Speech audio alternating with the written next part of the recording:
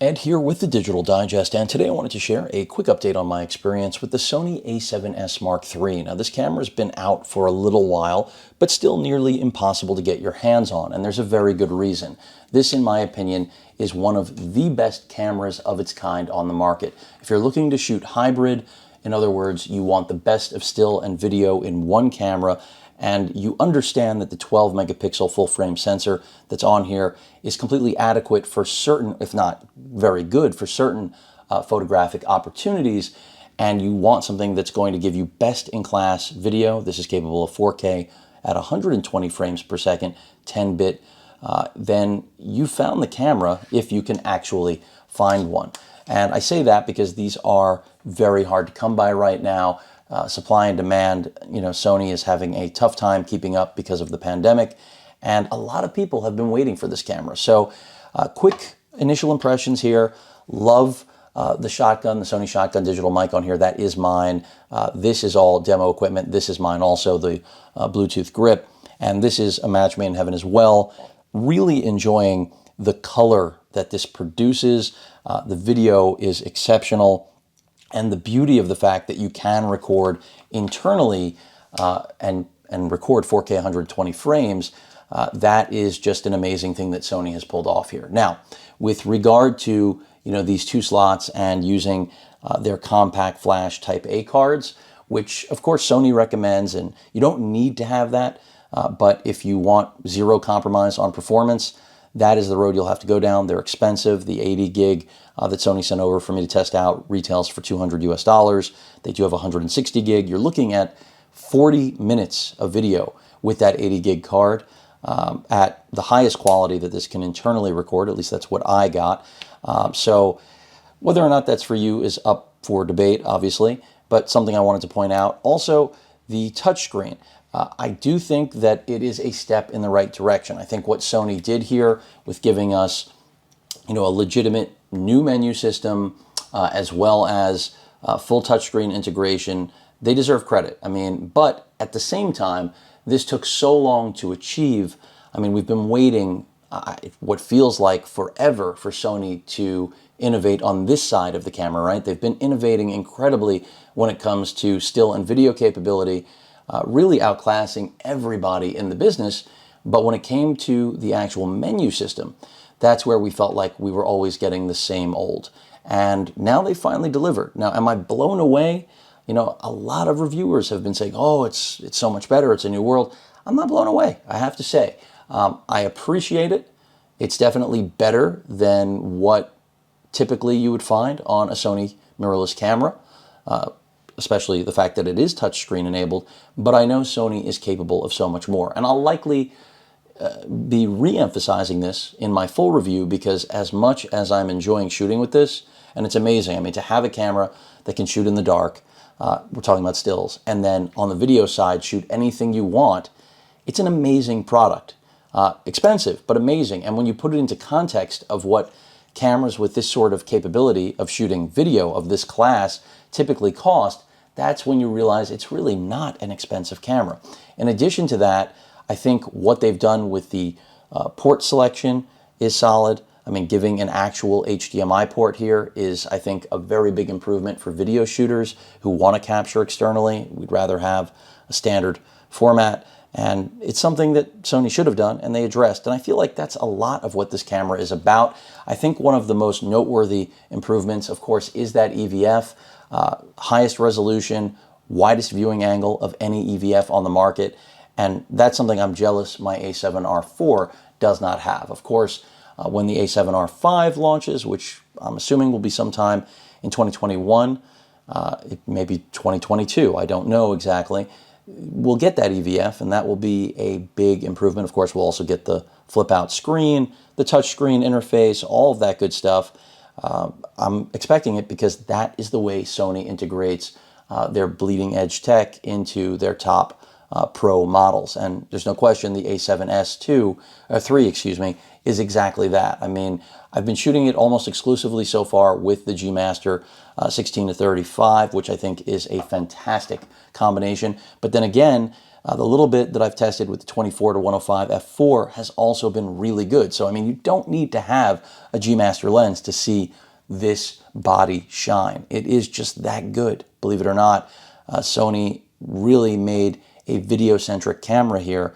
But another thing I have to mention is overheating. So a lot of YouTubers, reviewers have said that they aren't experiencing overheating, or if they did, obviously you can turn off the overheating threshold limitations.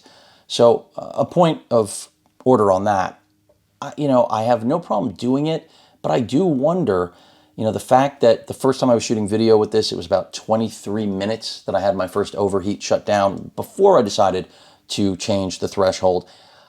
I have to wonder, why would Sony put that threshold in place if it was just for us to turn it off? And I think common sense will answer that question for most of you. And it has to take some sort of toll. And I'll reach out to Sony on this and ask them. I mean, I'm not accusing them of anything. I don't want anyone to misunderstand this. But being that this is so competent and so capable in the video realm, and granted, a lot of you will tell me you don't need to do long format. I know that already. But it still should be able to without giving us the overheat warnings. And if it can't, I don't want people to buy this as a video camera, which really it is a cinema camera in large part, I would say, that happens to also be a great 12 megapixel low light shooter, that if you're shooting portraits and you're not so focused on, pixel peeping, you're going to feel good about what you get out of this. Not ideal for landscape, obviously.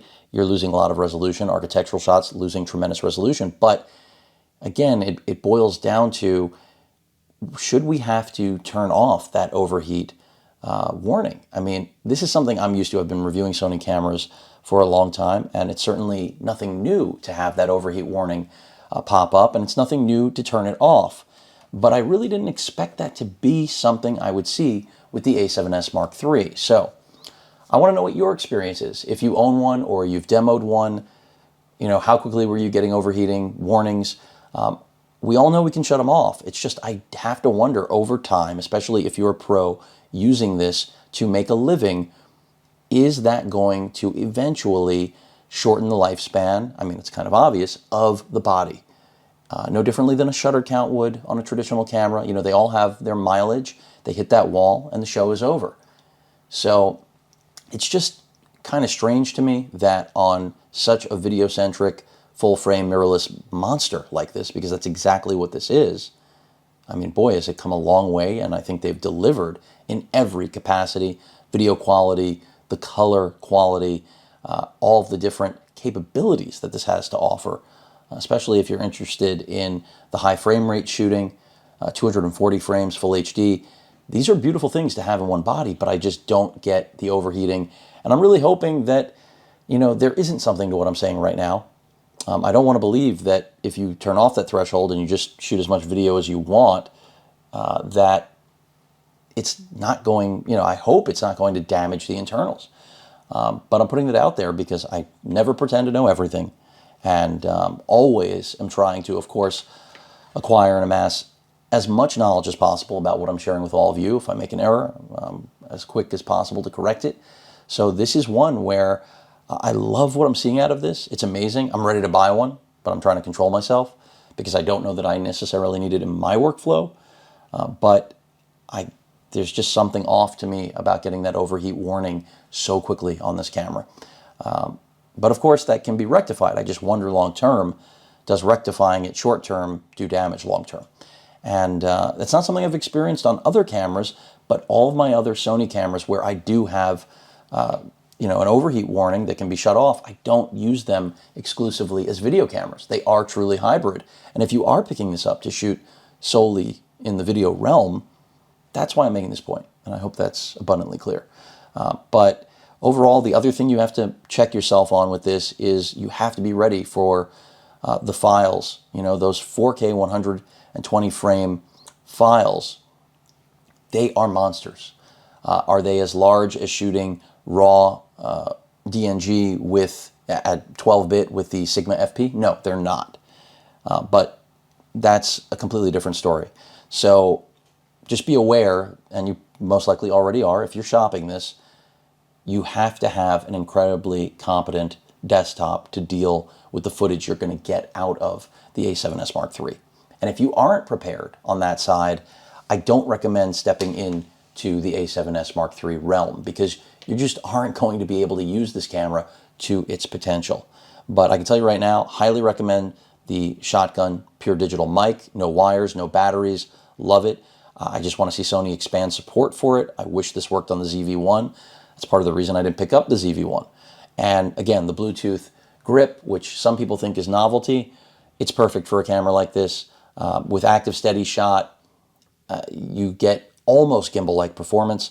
So even though we're not quite there, it's close enough, again, that I can highly recommend this combination. So what you're looking at right here, in my opinion, is pretty much a perfect setup for this camera for shooting video. I also have been using my full frame 28 to 135 and also getting amazing results. I may end up putting up some test footage of this, possibly against the Sigma.